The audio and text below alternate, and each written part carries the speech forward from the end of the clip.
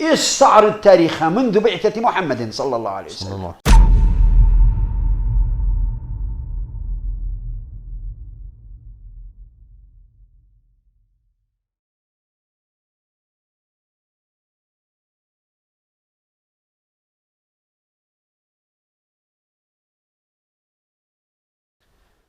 بسم الله الرحمن الرحیم. الحمد لله رب العالمین. بسم الله الرحمن الرحیم. ستایش مر الله پروردگار عالمیان را.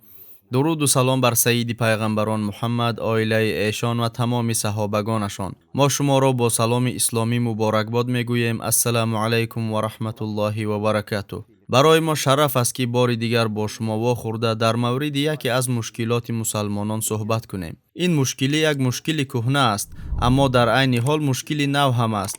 ما تا حال با این مشکلات و پیامدهای آن که بر امت اسلامی تأثیر خرابی آور داشت زندگی داریم.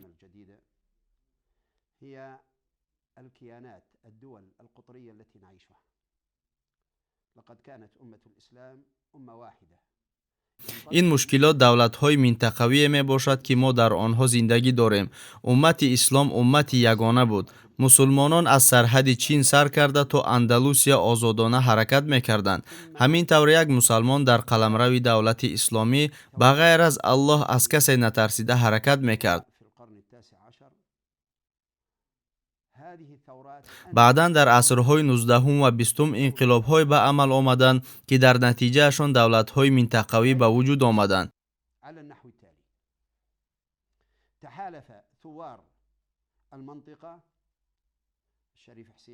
این چگونه روی داد؟ انقلابگران منطقه از قبیل شریف حسین ابن علی، خانواده سعودی و دیگران با دولت‌های مستملکه از قبیل بریتانیا، فرانسه و متحدان آنها اتفاق بستند. انقلابگران در مبارزه خود به مقابل دولت عثمانی با این دولت‌ها همکاری کردند. سپس غالبان به تقسیم زمین‌های مسلمانان در بین خود و مقرر کردن سرحد در بین این سرزمین‌ها شروع کردند.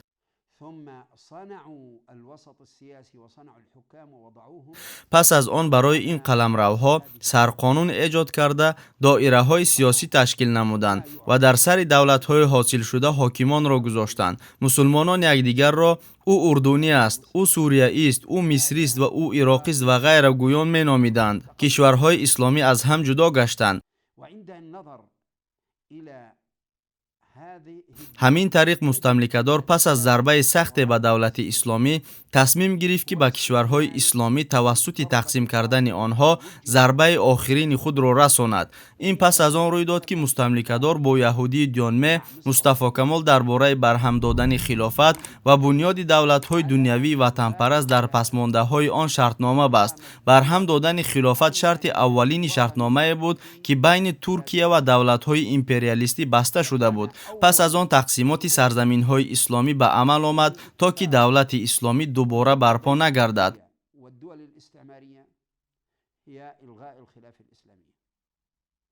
ثم جرى التقسيم حتى لا تعود الدولة الإسلامية إلى الوجود. وليس هذا فقط. این یگانه مقصد تقسیمات سرزمین‌های اسلامی نبود. آنها این کشورها را تقسیم کردند تا که از اسلام آن مفهوم‌های را که وی در بر گرفته است گرفته پرتویند تا چیزی از اسلام باقی نماند. قد يستغرب الكثير من الناس كيف لا يبقى من الإسلام شيء في واقع الناس. بسیاری آدمان باوریشان به این نمی آید با این فکر که این چطور امکان پذیر است. و کسانی که این سخن را عجیب می حسابند میگوییم الله متعال به محمد صلی الله علیه و سلم رسالت را برای تمام بشریت نازل کرد. سپس او با این سخنان به امت اسلامی خطاب کرد. هر آینه امت شما امت یگانه است. و رسول الله صلی الله علیه و سلم عندما اقام دولة الاسلام فی المدینه در یکی از اولین ماده‌های سرقانون دولت اسلامی که رسول خدا صلی الله علیه و سلم برپا نمودند چنین آمده بود: مؤمنان از جمله مهاجران و انصار و کسانی که همراه با آنها ایمان آوردند و به آنها پیوستند بدون آدمان باقی مانده یک امت هستند. خون ریخته مسلمانان یک است، یعنی فرق ندارد. ذمه آنها یگانه است. ки ҳимояти мусалмоне ки мавқеъ пасттаринро дар миёни онҳо дорост, ҳимояти тамоми мусалмонон маҳсуб меёбад.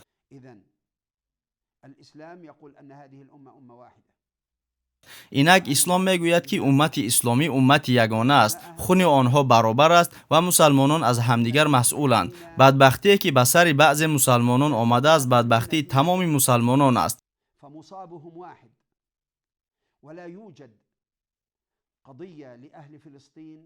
ҳеҷ мушкилие дар Фаластин вуҷуд надорад ки ба сокинони Ҳиҷоз тааллуқ надошта бошад.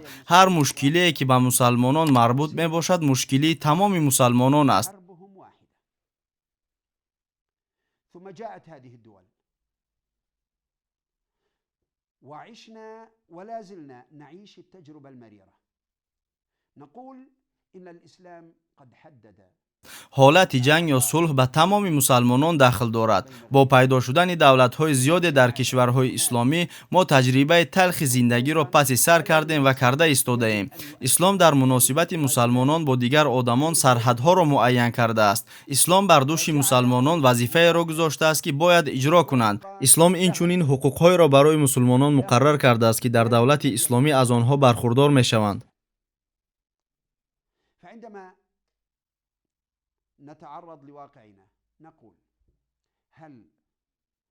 бо таваҷҷӯҳ ба вазъи кунунӣ мо мегӯем, оё мусалмоне ки аз Сурия барои халосӣ аз шиканҷаҳо гурехта ба Арабистони Саудӣ ё Урдун омадааст ё барои зиёрат ба ин кишварҳо сафар кардааст, дар Арабистони Саудӣ ё Урдун аз ҳамон ҳуқуқҳое ки сокинони ин кишварҳо бархурдоранд бархурдор мешавад?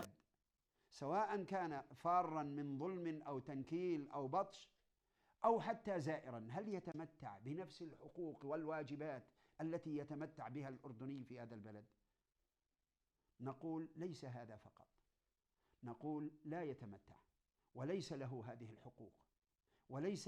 вай дар ин мамлакатҳо на танҳо ин ҳуқуқҳоро надорад, балки ҳатто аз ҳуқуқҳое ки дар он ҷо насронӣ ё коммунист дорад истифода бурда наметавонад.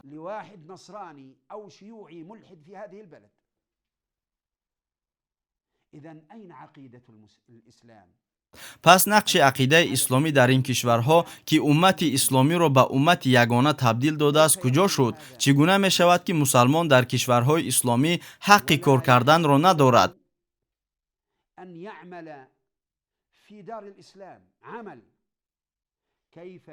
чӣ гуна мешавад ки дар ин сарзаминҳо шаъну шарафи мусалмонон поймол ва хунашон рехта мешавад? чӣ тавр ба мусалмонон мегӯянд фалон мушкилии Сурия, Фаластин, Миср ё Марокаш аст? пас куҷост таъсири ақидаи исломӣ?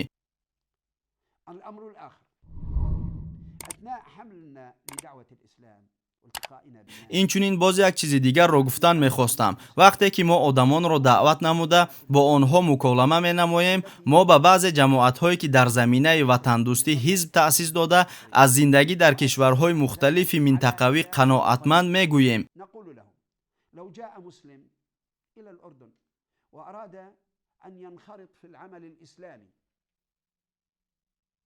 оё мусалмоне ки шаҳрвандии Урдунро надорад, вале ба Урдун омада тасмим дорад ки фаъолияти исломӣ барад, магар метавонад ба ҷамоати шумо ҳамроҳ гардад?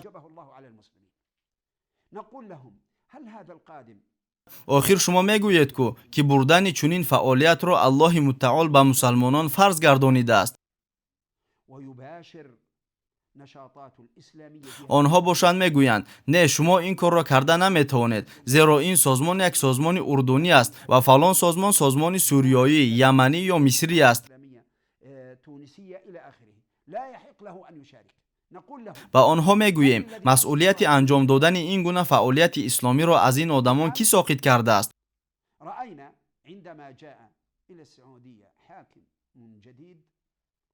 вақте ки дар Арабистони Саудӣ ҳокими нав ба сари қудрат омад, мо олимонеро дидем ки мегуфтанд ки ба ин ҳоким бояд байъат дод ва итоат ба вай воҷиб аст.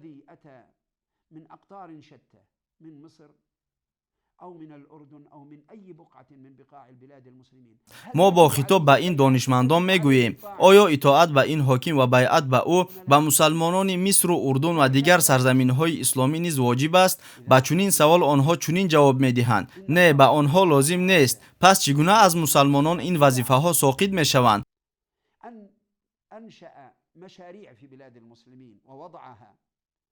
عقبة في طريق الإسلام وعودته.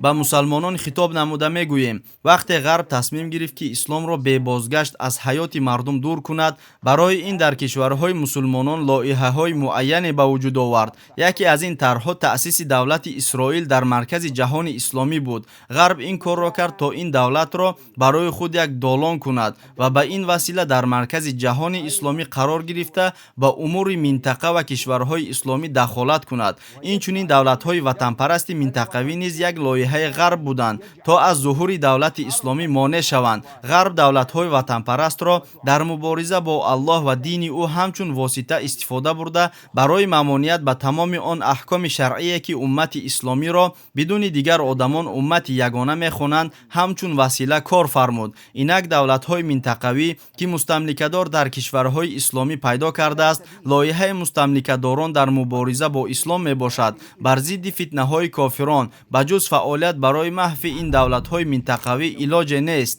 ислом суриягӣ, урдунӣ ва мисрӣ намешавад. дар ислом давлати шаҳравандии Сурия вуҷуд надорад. исломро наметавон бо ягон макони мушаххаси ҷуғрофӣ маҳдуд кард. агар шахсе барои қабули ислом ва узви ҷомеаи мо шудан назди мо биёяд ва мо ба ӯ шумо шаҳрванди давлати мо нестед гӯем, парвардигорамон ба мо чӣ хоҳад гуфт? ин буд дар шакли давлатҳои минтақавӣ ки аз ҷониби ғарб дар сарзаминҳои мусулмонон дар сифати сарҳадҳое ки мусулмононро аз ҳам ҷудо мекунанд таъсис дода шудааст. барои онҳо муқаддас маҳсуб мешавад ки ҳатто хуни мусалмонон барои он рехта мешавад. ин сарҳадҳо умматеро ки гувоҳӣ медиҳад ки маъбуде ба ҷуз Аллоҳ нест, аз ҳамдигар ҷудо карда ба узвҳои аз якдигар кандашудаи бадан ки империалисти кофир бар онҳо ҳукмронӣ мекунад табдил доданд. бо хитоб ба мусалмонон мегӯем, агар барои дидани чеҳраи Аллоҳ талош кунед, пас кӯшиш кунед хилофатро ки мусалмононро зери сояи калимаи ла илаҳаиллаллоҳ муттаҳид месозад барпо намоед. хилофат аъзоёни ин умматро дар назди Аллоҳ ва шариат яксон хоҳад кард, чӣ тавре ки Билоли ҳабашиву Умар ибни Хаттоби Қурайшӣ назди шариат баробар буданд. аз Аллоҳ мепурсем ки ба мусалмонон барои иҷрои он вазифае ки ба онҳо супурдааст мадад кунад. аз Аллоҳ илтиҷо менамоем ки моро аз ҷониби худ бо пирӯзии қариб шод гардонад. ассалому алайкум ва раҳматуллоҳи ва баракатуҳ. тамошобинони гиромӣ, агар хоҳед ки наворҳои мо зуд ва бардавом бароянд, пас зер кардани тугмачаи лайкро фаромӯш накунед. албатта дар шабакаи мо обуна шавед ва видеоҳои моро ба дигарон бирасонед, зеро расонанда мисли амалкунанда соҳиби мукофот мегардад.